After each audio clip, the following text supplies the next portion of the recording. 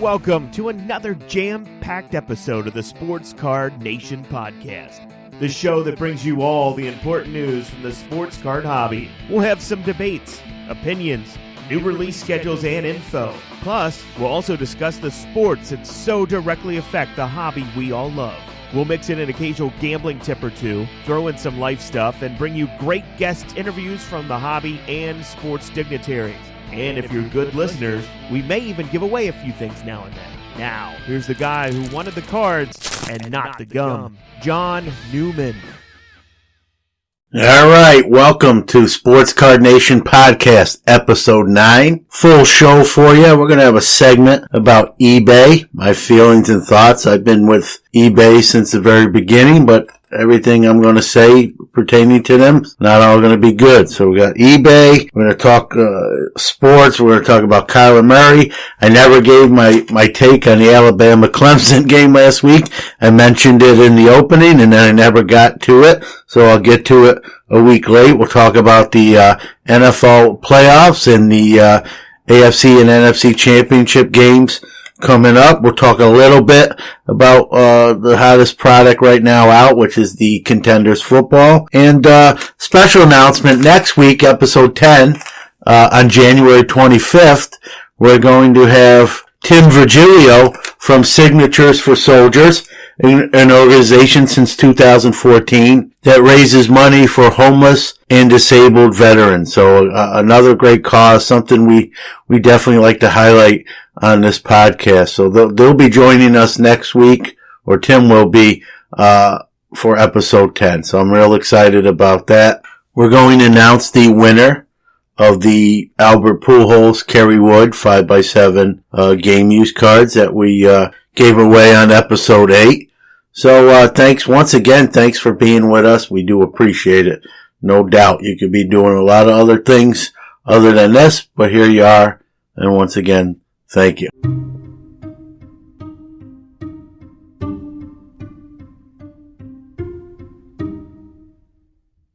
We love hearing from our listeners. Without you, there is no us. We encourage your thoughts and feedback, and we do care about what you think. We encourage you to reach out to us at any of our social media accounts, and they are as follows. You can get a hold of us on Instagram at Sports Card Nation Podcast. That's all one word, Sports Card Nation Podcast. Or our Twitter, which is at Sports Card Natty 1, Sports Card NATI 1. Or if you go to Facebook, you can search Sports Card Nation Podcast. That's 4 words, and you'll find us. Or you can email the show at sportscardnationpc@gmail.com. Also, please give us a follow. We really do appreciate that.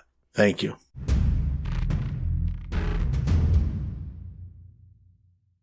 All right, it's time for What's Crackin'.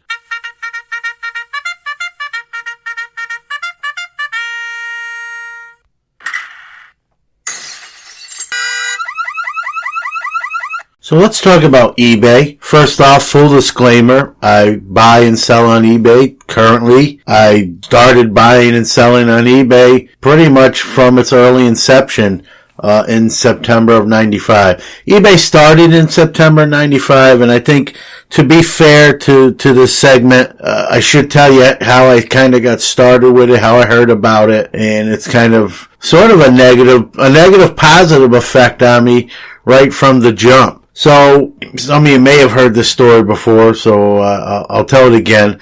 In 1992, I opened up my brick-and-mortar sports card store here in the central New York area, and was doing really well with it. You know, at 20 years old, I was doing pretty good, and towards the end of 95, I was having a lot of my customers come in and say, hey, can you do a little bit better on that card?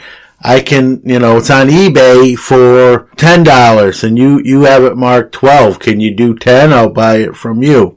And this started happening a little bit more frequently. At this point, I hadn't heard of this eBay. So obviously my curiosity was piqued and I went to check this new internet sensation eBay out, this auction site. And it was literally for someone in the card industry, like I was at the time, still am, but it was literally a card shop online. And, it was basically competing against me. I was having customers that would want stuff in the shop, and they would check eBay to see, well, what can I get it on there in relation to what John has it in a showcase for.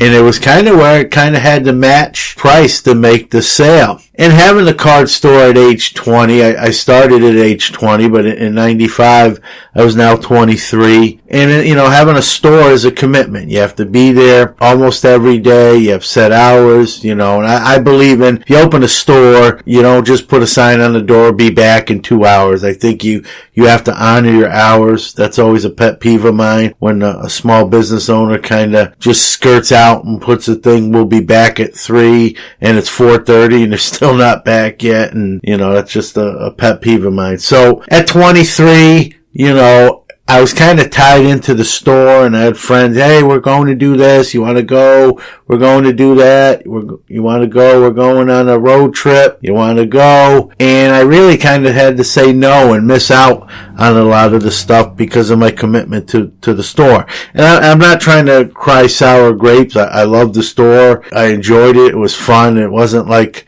a regular 9-to-5 job. It was something I enjoyed. So, while I missed out on certain things with extracurricular activities with my friends, it still was something that I did enjoy. But when I started hearing about this eBay and customers were coming in and comparing notes and prices, and, I kind of looked into it, and I just said, man, I can kind of put a lot of my inventory on this eBay site, and it's literally a store that's open 24/7. This stuff can sell when I'm sleeping, literally. Like I'll wake up and I'll get, hey, your card sold, please ship to so and so. And I thought, man, I could maybe make the similar, potentially more money, not be tied into a store for 8, 10, 12 hours a day. And with eBay, you list everything, as we all know today. You list everything, whatever time you do that is, and if it's an auction, it's kind of sells itself, so to speak. And if you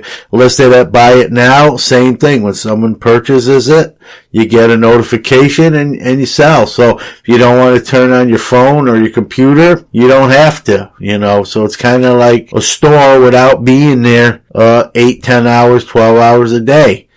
So I really thought about it. I looked into it. I had a partner at the time in the store. Nice guy. His name was Angelo. And I decided, I'm going to do this. I'm going to see if Angelo would buy my half of the store out. There's some of the cards were mine. Some of the cards were his. And then we had mutual cards that we owned 50% each of. So the cards that were mine, I just, we're going to take the cards and the wax and the supplies and stuff that we were partners with.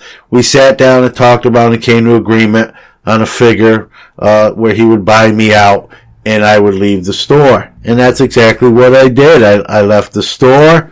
I started putting stuff on eBay, and then I started doing shows throughout the Northeast, Philadelphia, or Pennsylvania area, New Jersey, Ohio, New York State here, and kind of just traveled and set my own schedule when I wanted to do these weekend shows, and did real well. So between the show circuit and what I had on eBay, to be quite frank, I was doing better than I was in the store without the overhead, without having to be there set hours. So it was sort of a blessing in disguise. But, little did I know it then that this eBay was going to kind of be the downfall of stores, and not really just in the sports card industry, but in a lot of markets. They really kind of put a damper on brick and mortar for a lot of industry and a lot of business. So while it was a blessing in disguise for me in one part, it really it's sad, because here we are in 2019, And when it comes to card stores, there's nothing like there used to be. My store's gone, and you know, I love that 4 years. I did it from 92 to 96, and I wouldn't trade them for anything. I wouldn't do a do-over or mulligan. But eBay's really put a real crux into having a brick and mortar store now. And even the stores, as we know, that we have today, if you know anything about them, there's very few that operate just the way they used to, where you had some wax packs, some showcases with singles in it, supplies. A lot of these stores do other things to supplement their income, including breaks, which are huge now, and that sort of thing, razzes. And a lot of these guys that own stores also have regular jobs, and maybe they have someone that runs the store while they're working, or they set their hours against their real job schedule. So it's a tough market to own a store. I know my son, even every once in a while now, will say, "Hey, Dad, you ever want to open a store again? Do you ever think about it?" And I always tell him, "Sure, I do, but it's not what it used to be. It's difficult." And to those stores out there that are making it, I mean, kudos to you. That's an accomplishment in today's day and age. I know in 96, when I got out, as far as the brick and mortar end, you know, eBay really was starting to put a damper. That was the beginning of the end of stores being a major thing in the industry. So it's even harder today. So, you know, I'm not here to really bash eBay in this segment, everyone, but there is, like a lot of things in life, there's good and bad to it. So for me, on the early stages of eBay, it was kind of good and bad. It kind of forced me to close or get out of my store, if you will, even though it was a decision I ultimately made, and I didn't have to do it, but I did.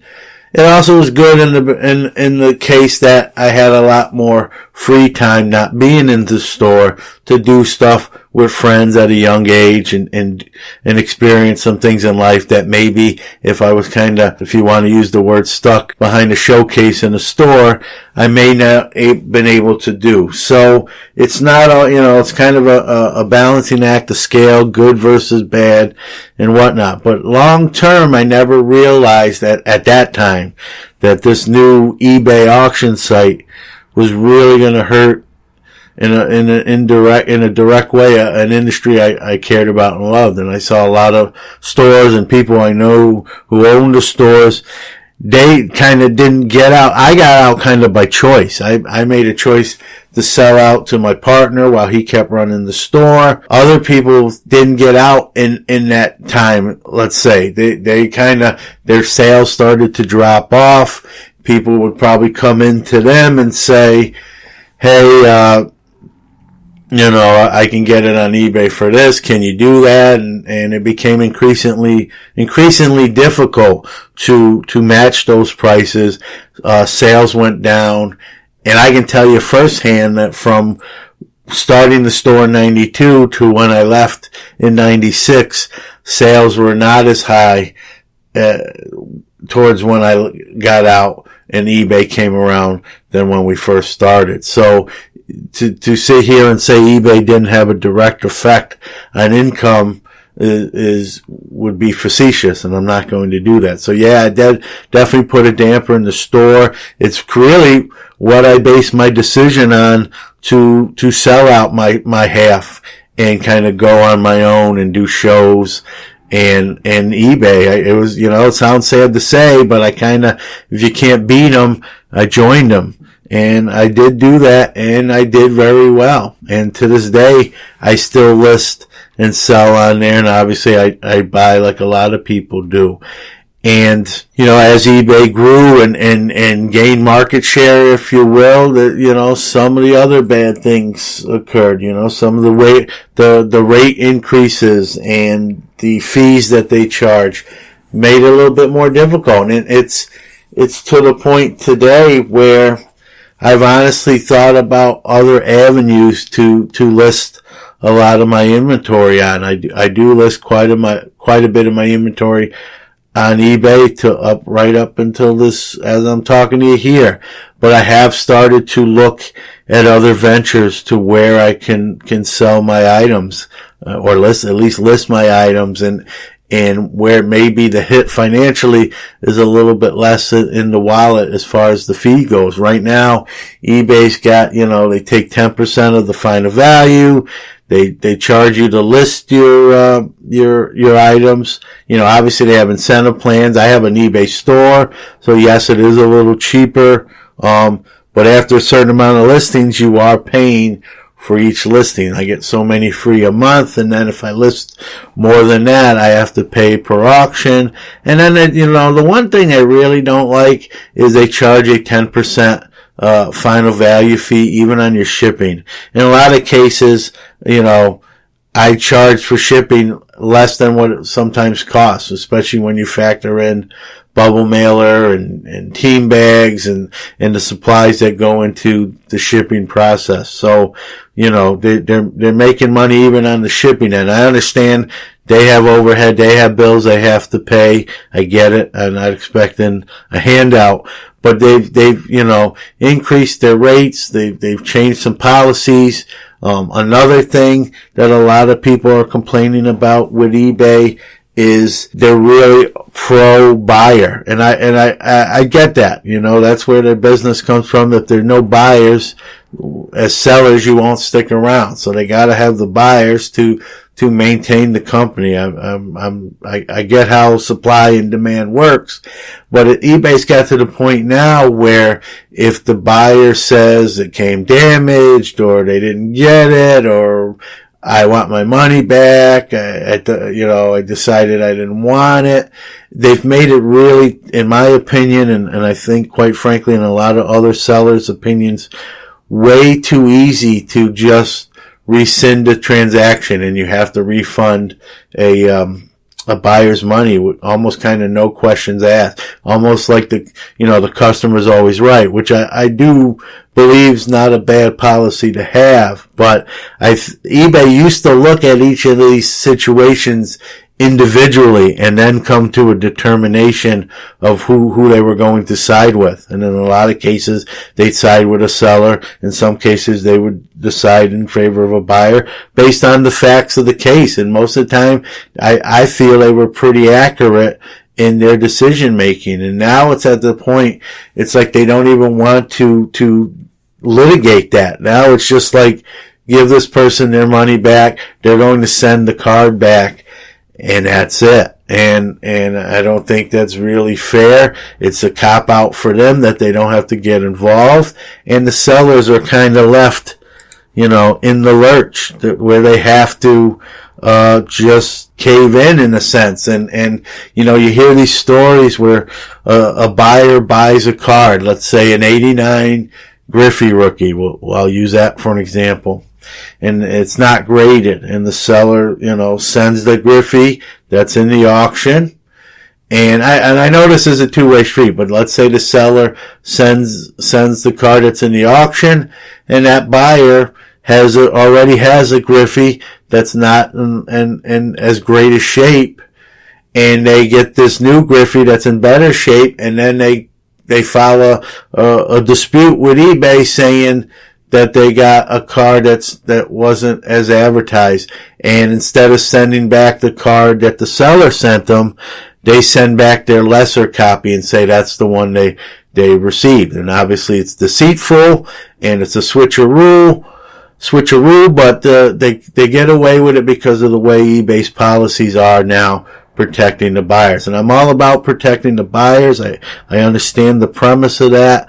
But I think these situations still need to be looked at individually. I can tell you with certain cards of significance, I will put a tamper-proof hologram sticker over that top loader or case that it's shipped in.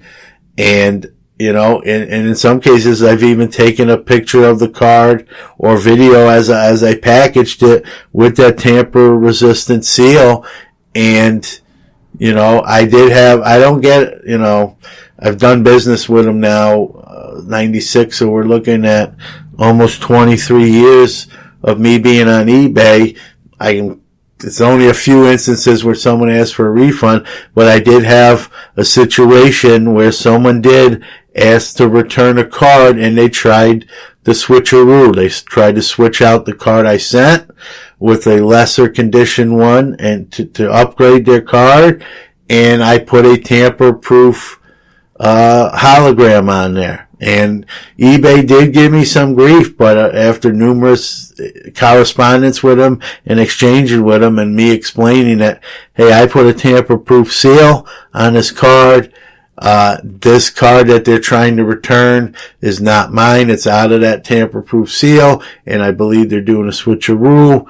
They did ultimately side with me and didn't honor the return, but it was like pulling teeth, and it really shouldn't be that difficult to defend yourself in situations like that. So the policies have gotten more pro buyer to the point it's very difficult to sell, or when the buyer's being deceitful, they can still pull it off and get away with it. The final value fees have increased and that sort of thing. So, it's still a part of what I do. I'm not here to besmirch it, but I've also started to really seriously think about other avenues to sell some of my sports cards, and that's including, I can name them. You got, check out my cards, COMC, Sport Lots. We have our own sponsor here at the show, Break Stuff Market. I'm going to really look into them as well. I know they do pretty good, and they offer the lowest fees, so that's always a perk. And there's other ones, I'm not mentioning everyone, but they're out there. So, you have to start looking at these other avenues.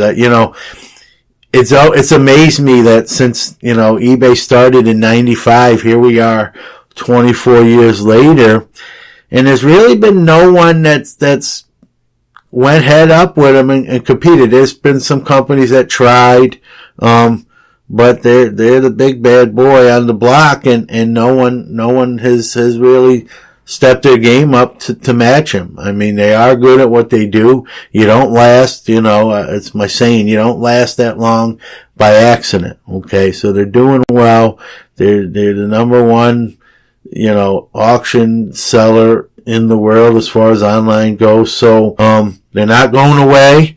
I'd like to see someone really kind of go toe-to-toe with them and make them maybe consider altering some of their policies and price structure. But at this point, they're really one of the only game in town, and they kind of can do what they do. There's no shortage of people listening on the site. So they're here to stay. So, that's to be said. The other thing I want to talk about is eBay, and this is another touchy subject for card sellers as well, is the eBay comps. And I'll be honest with you, I think they're part of the territory now. There's no denying it.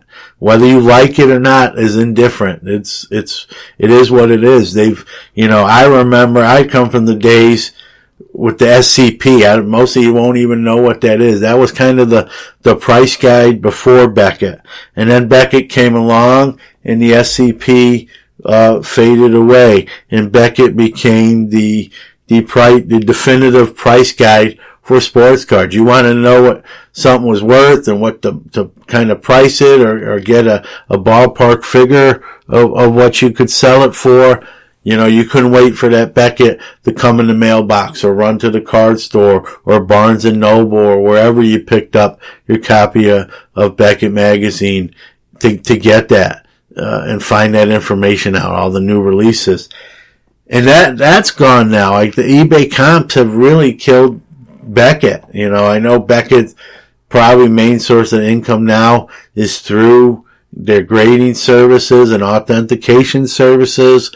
I'd love to have someone on from Beckett to talk about maybe the impact of eBay if they'd even go there.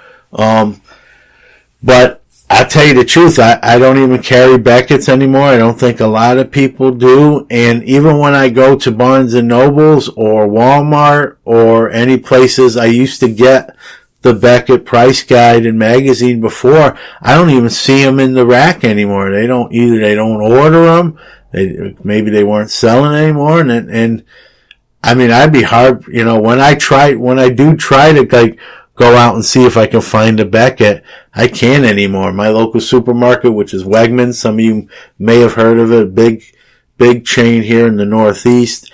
They used to have all the Beckett magazines in their magazine rack. Baseball, football, hockey, basketball, vintage, and they don't carry a single one now. And I look, it's funny, I look every time I go, every couple of weeks I go there, I look, and they're not there no more. So I've got to assume their sales of Beckett publications are way down. I'm assuming they still this is how bad it is. I'm assuming they're still making the price guides, but I haven't seen them. It's been probably over a year since I've seen them consistently. So eBay comps are here to stay. I get them. I use them myself. I'm not going to be a hypocrite. If I'm buying something, I kind of want to see what the market is paying for, what the market will bear. But at the same time, I think people do misuse eBay comps. And I know it's kind of a sticking point to me. I'll have a card, let's say, and I'll advertise it on social media, whether it be Facebook, Instagram, and whatnot. And someone will say, well, it's sold for eBay on this. And then I go look, not that I think everyone's not telling the truth, but you do your own research and they're bringing up the one, it's a card. It's sold, one of them sold for $10 and 20 of them sold for $18. And they're going to bring up the one that sold for $10 that maybe ended at 4 a.m. in the morning on a Tuesday morning. Okay. And I don't think that's necessarily right and accurate. So what I tend to do, or the way I look at eBay comps, is this. If you have 20 sales, number one, you want to take probably the most recent sales, the most current.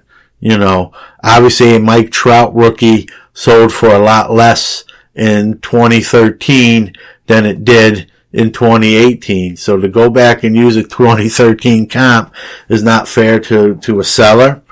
So going back to the example I gave you, where one sold for 10 and 20 sold for 18, what I like to do is kind of get a rough average. So you take, if 9 sold for 18 and that one sold for 10, that's 10. I'm just using round numbers here, folks, to make it a little bit easier to do the math. So you got 10 cards, let's say 9 at 18 is 162. One at the 10 is 172. 10 into that 172 is $17.20 average. Now, what I say is the comps on that should be about $16, $17, $18. So from $16 to $18. And that's how I do it. But picking out that one lowest sale of maybe an obscure time auction that ended, 3:30 a.m. on a Wednesday morning, I don't think that's necessarily fair. So I like to get more of that kind of, that average of recent sales, and that's what I use for comps. But I understand the buyer's going to use anything to his advantage, as long as they're not rude and willing to discuss and be reasonable. I don't make it personal or get angry about it. I just kind of come back and tell them, hey, that one did sell for 10, but 9 others sold a lot more recently between $16, $17, and $18, and I can do $16.75 plus shipping, or $16.75 shipped. And if they're reasonable and you can come to terms, that's the great thing. If they're just trying to get a steal for $10, one of my things I've done, I'm not a rude guy. I probably was ruder more or a little more direct when I was a younger guy, but as I get older, this stuff bothers me a lot less, and it's not a big deal. I have a real job that I do anyway, so the sports cards is a kind of a supplemental income. But what I do is if someone shows me a comp from way too far back that I feel is I'll send them a picture of the DeLorean from Back to the Future and tell them to jump in and go back and get that card at that price level now, because you can't do it. Call up Michael J. Fox and tell him to get in and go. It's my way. Instead of being rude, it's kind of a little bit of a humorous way to say to them, yeah, it did sell for that, but not recently and far back enough where the comps have changed now. And let's talk about the more recent stuff. So, eBay comps are here to stay. I use them myself. I'm not knocking them. They've killed the Beckett magazine in my estimation. Like I said, I can't even find one of those things no more. No one talks about them. You hear Beckett, we're talking about graded cards, authentication, their podcast, which I listen to myself. Shout out to the Fat Packs, and Eric. But, when we're talking about the price guides, it's not what it once was. And I think anyone that says otherwise is not being truthful or honest in the situation. I've been doing cards, like I said, since 1992, and I've seen a lot of different price guides. Like I said, the first one that I ever got accustomed to was the SCP. I think it was Sports Collectors Publication or something to that effect. Then Tough Stuff came along. I actually was a contributing writer to Tough Stuff at one point. There's been a few other ones that showed flashes and did our Sports Collector Digest, which I believe is still around, but it's more kind of an advertising publication. And then Beckett came along and kind of stomped them all, to be quite frankly. They became the king of the block, the new sheriff in town.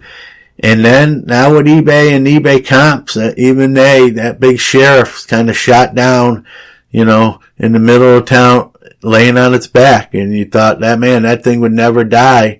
And here we are that, Beckett Magazine and Price Guide is not what it once was. So, it's eBay comps. And I think if eBay comps are used in the proper fashion, it is the tool. It is the new king on the block. But it's when people misuse it that really kind of draws my ire a little bit. Although instead of getting mad, I'll use my sense of humor to kind of respond to stuff like that. So that's my take on eBay. I think they're still a great tool to be utilized. I'd like to see some changes in how they represent the seller as well as the buyer, maybe the fee structure as well, but it is what it is. It's something I'm definitely always going to use, even if I took all my listings off, I'd still be logging on at least probably once a day, maybe to make a purchase or at least look at making a potential purchase. So I'm not going to throw it completely under the bus. I just like to see some improvements where I would really appreciate it more so than I do now. So piggying back off the eBay segment here, I want to talk about, and I know I mentioned this on previous podcasts, the United States Postal Service is raising their rates here, and they're going into effect here on January 27th. And I don't know if everyone is aware of this. I think there are people who don't. So I know I kind of mention this periodically. So here are some of the changes. I'll give you some percentages. First class packages are going to face an average increase of 11.9%. And priority mail is getting an increase of 5.9%. And it's going to be based on weight, and then they're going to a zone-based shipping pricing structure. So for example, if I mail a package here from New York to California and it weighs 4 ounces, it costs $3.50 if I go right up to the teller and they put it on the scale and send it. And if I send that same 4-ounce package to Ohio, it's the same $3.50. So it's $350 for 4 ounces to Ohio, $350 that same 4-ounce package to California. That's going to change on January 27th. It's going to be based on where it's going. So something that's traveling further is going to cost you more to ship now. And I get it. I know the analogy used is if you were flying on a plane as a person, you're taking a Delta plane to California, or you're taking an Amtrak from New York to California, although that would be one heck of a train trip. But, whatever mode of public transportation you opt into, it costs more the further you have to go. So if you're taking, let's stick with the plane since it makes more sense. If you're taking a plane from New York to California, or you're taking a plane from New York to, Michigan, chances are that flight to California is going to cost you more because it's more miles in the air and all that goes to it. More fuel, for the plane to get you there. And it's a further trip. And I understand that. It makes sense. But now, you're going to be paying that for your package to do those miles as well. And I don't know, that bugs me a little bit. I'm not real excited about that. And I guess you could say, well, you're paying for the further trip, the further that package has to travel. But, I don't know. I don't know. It seems like every year the U.S. Postal Service raise rates. I understand they're a business like a lot of other ones. They have a bottom line and whatnot. And, it's a dilemma as a seller now. Do you pass that increase on more so because someone lives further away from you and they want to make a purchase from you? To me, that doesn't sit well. It doesn't seem right. It's probably going to be a fee increase that I eat on the seller end, and I'm not going to get into, you live in California, you pay this, you live in Ohio, you pay this. I don't think that's fair. I gotta really see how these fees play out once they go live on January 27th to really take a stance or figure out what direction I want to charge as far as shipping costs go. Chances are I'm going to just charge one price for shipping. It's usually between $3 and $4, and I'll leave it at that.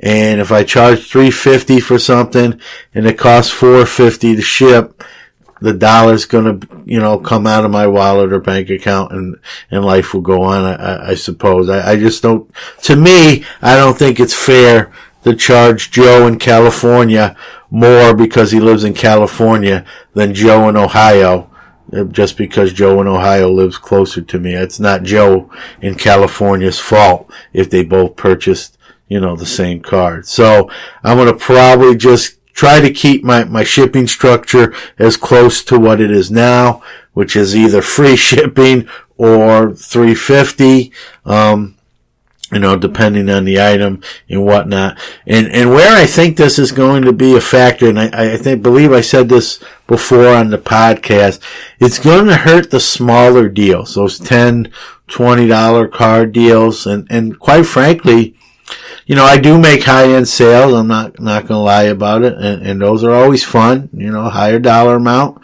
When I don't care what business you're in, you want to make the most money you can, obviously. It's not all about money, but when you're making a sale, you'd rather make $100 sale than a $10 sale. Although I would tell you, I'd rather make 10 $10 sales than one $100 sale because I'd rather please 10 different customers than one $100 customer. Although I want to please every customer, but it's the old business adage, more customers please is better return business in the future. But, my goal is to really not, charge more shipping. I think it is going to hurt those smaller sales because those $10, $20 sales, you're going to have to charge at $3, $4. And that $3 or $4 might have that person say, you know what, I don't want to pay $12. I wanted to pay $8. But if you charge the $8, you're going to be paying half of that $4 in shipping, let's say, or close to it. And that $8 card really is a $4 card that you had to sell for $4 instead of the $8 and whatnot. So, and that's going back to eBay comps. I think when people eBay comp you, hey, it went for $12 on eBay. You're asking 15. Can you do the 12? And then I say, yeah, I can do the 12. And then I need $3 shipping, so it's 15. And they're like, well, the eBay comps are 12. Now I want to pay 12. And you try to, illustrate to them that, yeah, that $12 eBay auction wasn't free shipping either. They had $4 shipping. So it really was a $16 comp. But they don't recognize the shipping as part of the comp. And then it becomes, I don't want to say a battle, but you're seeing different sides of the aisle there, and it makes those sales sometimes potentially difficult. So there's a whole lot. I think it's gotten harder to sell, in today's day and age between eBay comps and shipping rates going up. And you say, okay, well, the United States Postal Service is raising their rates, so maybe there are other shipping options. There's FedEx. There's UPS. Well, guess what? They've raised their rates as well this year. So UPS did an increased average of 4.9% across most of their services. And that went in effect December 26th, 2018. So as the day after Christmas, UPS said, Merry Christmas. We're raising our rates across all of our services 5%. And FedEx and FedEx Ground raised their rates 4.9% themselves on January 7th, 2019. So, 6 days after New Year's, FedEx said Happy New Year, 5% increase. So UPS 5% increase, FedEx 5% increase, and United States Postal Service 11.9. For all intents and purposes, 12% increase. So between those three shippers, 22% price increases. So if you were thinking, well, I'll just take my business elsewhere, they're going to get you in their wallet too. I know it's part of doing business. I understand it. I'm not, trying to cry as much about or have a pity party, but let's be real. No one likes when anything goes up, especially when it's not your paycheck and it's a bill. So that's where we are. It's something to think about, something to discuss. Well, what say you? I'd love to hear your feedback. Contact us on any of our social medias or emails on the eBay structure. Tell us situations you've been involved in where you felt like, eBay system let you down or didn't stick up for you and it cost you maybe in your bank account or your wallet. And what do you think of the new price structures? If you're a seller, I'm curious to how you're going to alter what your shipping structure is going to be, if you're going to do that at all. Or are you more tend to be like me, where you're going to try to keep it the same, and any kind of increase, you may have to swallow it yourself and call it the price of doing business. So I'd love to hear what you out there, how you're going to adjust and respond to a lot of these things going on. So let's go to the release calendar of products coming out. The following products will be coming out January 23rd. 2019 Panini Crown Royal Basketball. 2018 Panini Limited Football. 2019 Upper Deck SP Game Used Hockey. I wanted to touch on the 2018 Panini Contenders Football. It's been out about 8-9 days now. Really nice product, probably in the running for football product of the year. And speaking of football product of the year, I announced on our social medias that we are going to do our own Sports Card Nation podcast year-end awards, and we're going to have categories like that: best high-end product, best regular non-high-end product, rookie of the year, MVPs, and that sort of things. And Contenders is an early on favorite for football product of the year. Really nice looking product, the flagship football product that everyone kind of waits for. The rookies of the players that really hit it big, your Drew Breeses, Brady's, Aaron Rodgers, those types, even Patrick Mahomes, Contenders rookie auto is starting to go through the roof, and it's a product where one card can really hit it big for you, and that's always exciting to open a product like that. I know I look forward to every year. The cards this year are really sharp. The acetates, if you haven't seen them yet, check them out. Those are really, I haven't had one in hand yet. I do plan on changing that fact, but just the pictures alone, they are stunning to me. Even the inserts are nice. You know, you got all your rare cards, you got your gold and silver tickets, your numbers, and just a really nice product with a lot of potential if you're opening it to really hit something that can probably make your year, for that matter, let alone your day. So check it out. Contenders, early favorite for football product of the year. So at this point of the podcast, I'd like to announce the winner of the Albert Pujols Kerry Wood 5x7 jersey cards. The winner is JFred77 from Instagram. JFred77 of Instagram. So JFred, if you're listening to this, you just heard that you won. Reach out to me, get me your address, and we'll get your prize in the mail. Once again, folks, we try to be interactive. We try to be a program that you can win some things, give your opinions and that sort of thing. And as you just heard, JFred won a couple jersey cards free. There'll be more giveaways down the line, so stay tuned.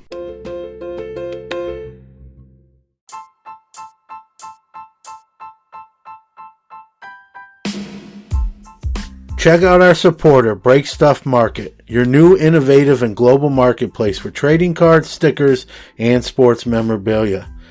They have some of the lowest fees on the market at only 4%. All their transactions are secure via PayPal and Stripe. It's easy to set up from any device, and they have some of the highest community and security standards to avoid being scammed. Don't wait. Join Break Stuff Market now. Go to https://breakstuff.market.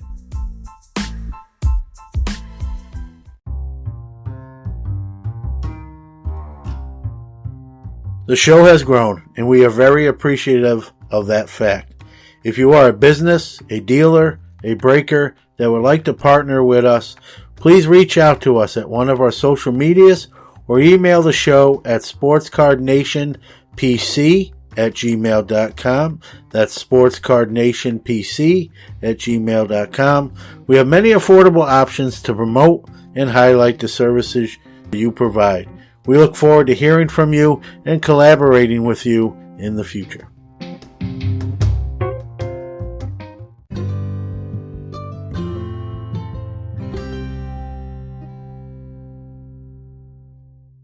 It's time for From the Box Seat.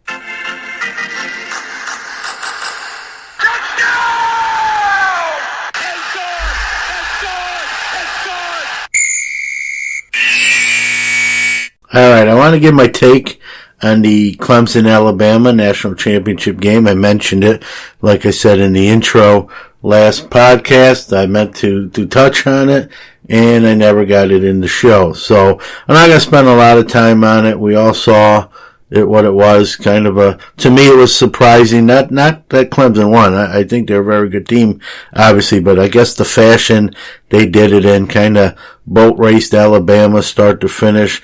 Took that pick six back very early in the game and kind of never looked back. And the young quarterback and Trevor Lawrence looked like a seasoned pro. And Tua, who was there just last year himself and a come-from-behind victory over Georgia for the national championship, didn't look as polished. He did play a little bit better as the game went on, but it was kind of in hand. So I think, as we all know, when a team gets up big, they kind of let off the gas a little bit. But he kind of had a better second half, but not a great first half. There was even, debate whether they're going to bring Jalen Hurts in relief. They didn't. It really didn't matter. And speaking of Jalen Hurts, he's headed to Oklahoma to try to win that job there as a Sooner. So you may have not heard the last of Jalen Hurts. But Clemson hoists the trophy, and I'm proud to say our own Syracuse Orange here gave Clemson their toughest test of the year.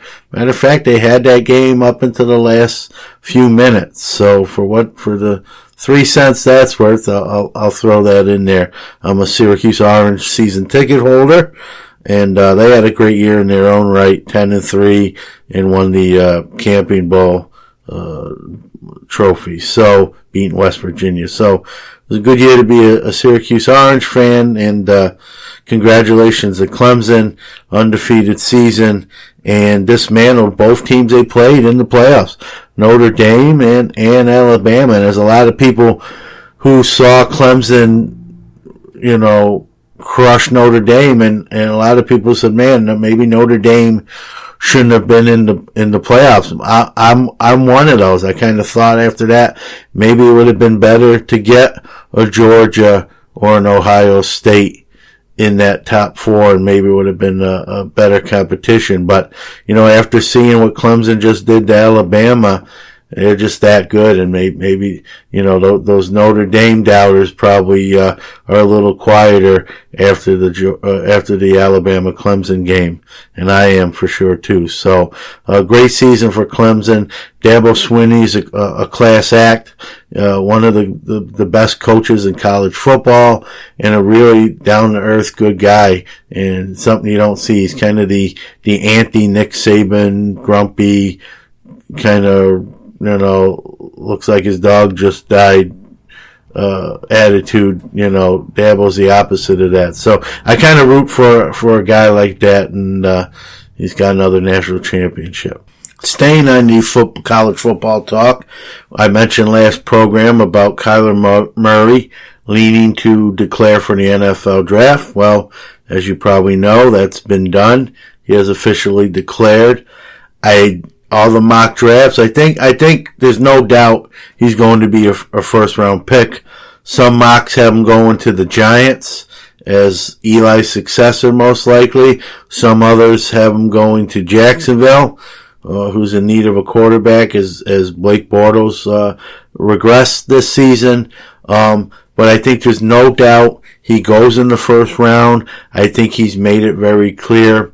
His first love is football. This is where his passion lies. The question's asked, could he be a two-sport star like Bo Jackson was, Deion Sanders, certain other guys have played both. I think from the quarterback position, it's a little more difficult to do that than, let's say, if you were a corner or a wide receiver or a running back. Quarterback's kind of a specialized position. I don't think either team that will have his draft rights. Right now, that's the Oakland A's in baseball, and whoever drafts him in football is going to really want him playing that other sport. So I think he's going to be a one-sport guy, and that one sport looks like football. I know Oakland's not giving up. They're throwing more money at him, but I think it's going to take way too much that Oakland can't afford to get that done. And so it looks like you're going to see Kyler Murray in the NFL and on football cards coming to a pack near you. To the NFL now, we got Nick Foles in Philly, who almost led the Eagles back to an NFC Championship game and potential Super Bowl. Fell a little bit short against the Saints. But he's proven that he can play quarterback in this league, be a starter in this league. And I believe he's played his last game as a Philadelphia Eagles. I think Wentz is going to be their guy. I know there's been a lot of debate that they're a better team with Foles, but just on the age factor alone, I think Philadelphia is built around Wentz. Last year they kind of worked out a deal where they both remain with the team, and luckily for them with Wentz's injury. But I think at this point, Foles has the option to leave, and I think he's going to do exactly that and explore option. I think he's going to get a big payday from a team that needs a starter. I think Jacksonville is going to be in the mix for his services. I wouldn't even rule the Arizona Cardinals out, even though I know they got Rosen. He didn't look great. Maybe they bring Foles back for a year, kind of the mentor of Rosen. There's some other teams that I think are going to, Miami needs a quarterback. I think the Tannehill experiment or era might be over, especially with a new coach there. So Foles is going to be a starting quarterback in 2019, is not going to be in Philly. And as far as how that affects Cards goes, I know his cards jumped up during that Super Bowl last year, after the Super Bowl, and they were bringing quite a few bucks if you had some Nick Foles rookies and RPAs and autos and that sort of thing. They're kind of jumped up slightly again with this run. I would be a seller. I don't have any left. I sold what I did have, but if I had more, I'd be a seller on them. I think they're going to be, they're really at peak. I just don't, wherever he winds up going, whether it's Jacksonville, Miami, somewhere else, he's probably going to play fairly well, consistent, but I don't see another deep playoff run depending on where he winds up. And so he's going to be a decent regular season quarterback, most likely, and some of those values will probably start to fade or drop down or kind of correct themselves. So if you're holding any Foles, now might be the time to kind of unload. I'm not saying he's terrible or he's going to do bad. I'm saying the opposite. I think he's a very good quarterback. But I think where he winds up in the situation, he's going to get paid, and he's going to probably be on the middle of the road or maybe worse kind of team where a deep playoff run's probably not going to occur. So this might be the peak point to unload any Foles you do have. Greg Williams, defensive coordinator, did not get the Cleveland Browns head coaching job, and he has agreed in principle to become the Jets' new defensive coordinator. I think he's, regardless of Bountygate a few years back, Greg Williams is one of the best defensive coordinators in the NFL. The Jets have him now. I'm a Steeler fan. I was hoping we would get rid of Keith Butler and maybe nab Greg Williams if we could. That's not going to happen, and Greg Williams is going to the Jets. So look for some improvements, just at least on the defensive side there. To me, he's one of the better defensive coordinators in the game. And speaking of the Jets, I mentioned Adam Gase is the new head coach, former Miami coach. They just fired him. He wasn't unemployed very long, and he's in Jets land as the new head coach. And if you want to see something odd, you can thank me later. You've probably already seen it, but in case you haven't, Google, YouTube, whatever you got to do, Adam Gase Jets press conference. That's all I'm going to say. Watch that. You'll thank me if you haven't seen it already. Well, it wouldn't be a complete podcast if we didn't mention Manny Machado and Bryce Harper. Nothing real new to report. Both still remain at large and not signed yet. I think the leader in the clubhouse for Manny Machado, I know probably the highest deal he's been offered is from the Chicago White Sox. It's been rumored to be 8 years at around 175, 180. Probably his highest offer. It's just where does he want to play in Chi-Town? They're kind of rebuilding. But they got a nice young nucleus with Moncada. You got Eloy coming up. shortly. You got Michael Kopech, who's hurt, but he'll be back. And so they got a bunch of young superstars, Blake Rutherford. So they're a team that'll be on the rise probably in a couple years.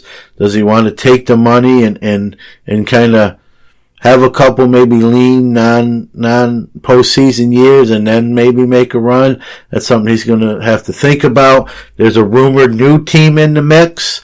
They really haven't said. I'm going to throw my own guess to who this new team in the mix might be. I'm going to say it's the Texas Rangers. I don't know if what they're offering. They're probably not offering the same amount as the White Sox have, but I think they're probably making a play for Manny. So I feel like he's going to decide soon. If gun to my head, I'll probably say he winds up taking that Chicago deal and becomes a White Sox. Bryce Harper, the leader in the clubhouse there, is the Philadelphia Phillies. That's where the money is and where he winds up. But the fact that it's played out this long, he could go somewhere else and I wouldn't be completely shocked. So, we'll see how things are probably going to break soon with both of them. I think potentially by next podcast, we may actually be talking about what new team they've decided to sign with. I want to close this portion of the podcast by saying rest in peace to Mel Stoudemire, former pitcher, Major League Baseball pitcher, and more famously, one of the best pitching coaches ever to grace that staff position. Mel Stoudemire has passed away.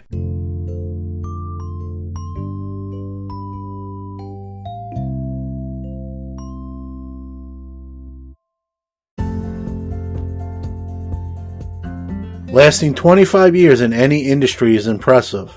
Lasting 25 as a sports card store is rarely seen. But Newman Sports Cards has been doing just that since 1992. Providing excellent customer service and a great selection of rookies, autos, game used, and graded cards. Recently, they added wax products and supplies to their arsenal. To find them, just Google search Newman Sports Cards or follow them on Instagram at Newman Sports Cards.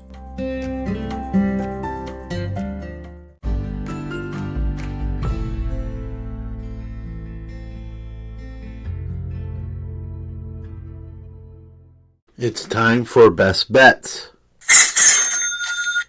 So the AFC and NFC championship games are set. You got New England going to Kansas City to face the Chiefs in the AFC, and you got the St. Louis, the Los Angeles Rams headed to New Orleans to face Drew Brees and the New Orleans Saints. Both home teams are about 3-point favorites. I went 3-1 in the segment last week. Tom Brady screwed up my try to go 4-0. They surprised me. The Patriots beating the Chargers. I picked the Chargers. They're one of those teams, I'm not a Patriots fan. Quite frankly, I dislike them. But you can't bet against them. Just when you think this team is dead and done and the reign of terror, if you will, is over, they're not, and they come back and surprise you and just turn it up to another gear in the second season, as they say. And I'm, every time I pick against them, it's almost like they want me to pick against them, and they prove me wrong. And I'm going to do it again this week, and I'll probably be wrong again this week. But I am going to take the Chiefs at home. If this game was not in Arrowhead, I may go a different direction here. New England had a very good home record this year, not great on the road. I think they're facing a team that's going to put up points. Mahomes is played great. I think he's got another game like that in him, and as well as New England's playing, there's still some chinks in that defense. This isn't the Patriots defense of old. Belichick's still the probably the greatest coach in the NFL. He'll have a game plan and a scheme to slow Mahomes and company down, but I don't know if it's going to be enough in Arrowhead. I know the Chiefs are, I think, a 3.5 point favorite. I'll probably be wrong just for the fact I'm picking against the Patriots and they like to prove me wrong. But once again, I'm going to take the Chiefs here at home by 3.5, and I see them heading to the Super Bowl. But again, we could be here next week and I could be talking about the Patriots making prep for that Super Bowl. So we'll see what happens. But I'm going with the Chiefs. On the other side of the conference, on the other conference, you got the high-powered LA Rams offense and the high-powered New Orleans Saints offense. But it's been the Saints defense lately, the last 3, 4, 5 weeks, that have kind of sealed games for them and have stepped up and played well. Quite frankly, the Saints offense lately, Breeze went from kind of leading the MVP race to, I think, losing it. And I think Mahomes now will get that award this season. And for as good as the Saints are, I'm not as impressed as a lot of other people are, as crazy as that sounds. Very good team. I don't think they're a very great team. And the Rams had their own wrinkles as well. They started out real well. They've kind of come down a notch. They're still one of the best teams in the NFL, and I'm going to take the road underdog here. I'm going to take the Rams to win. They're 3-point underdogs. I just think they win. This game may not be as close as people think. This might be kind of a 7, 10, 14 point Rams type win. I can see kind of a bad game, another kind of a not great game from Breeze. If you watch the games and the reports are he's having trouble throwing that deep ball and getting the ball downfield, and that definitely changes what type of quarterback he is if that's the case. And like I said, he's kind of come down to earth a little bit. I think the Rams are going to put up points. I know the Saints defense is solid. I see kind of a 27-13, 27-17 type of Rams game where they win by 7 or 10 points. So I'm taking the Rams and I'm taking the Chiefs. So in my mind, it's going to be a Rams-Chiefs Super Bowl. So that makes me taking one road underdog in the Rams and one home favorite in the Chiefs. They're probably both wrong, and we'll probably get a Saints Patriots Super Bowl. And if we do get a Saints Patriots Super Bowl, what I like to see is whatever team wins, that quarterback retire hoisting the Lombardi. So Brady wins, or if Breeze wins, if that was the case, them hold the Lombardi up and say, it's been a fun ride, and that's it, and they're going out on top. I don't know if either team will be there, but I guess I'd like to see that if that was to be the case. So let's see how we do. I think I'm 5-3 or something like that out of 8 games in the playoffs. Cody Parkey kind of screwed that up. I could have been 6-2. And then if Tom Brady wasn't Tom Brady, I probably could have been 7-1 with these picks. So we'll see how I do this week. Whatever the case may be, I know I'm going to have fun watching the games, and I hope you do as well.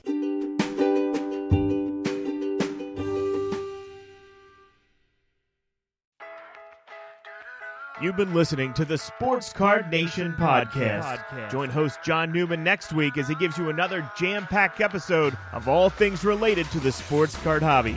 And a little extra fun, too. Don't forget to check out the show on Instagram at Sports Card Nation Podcast.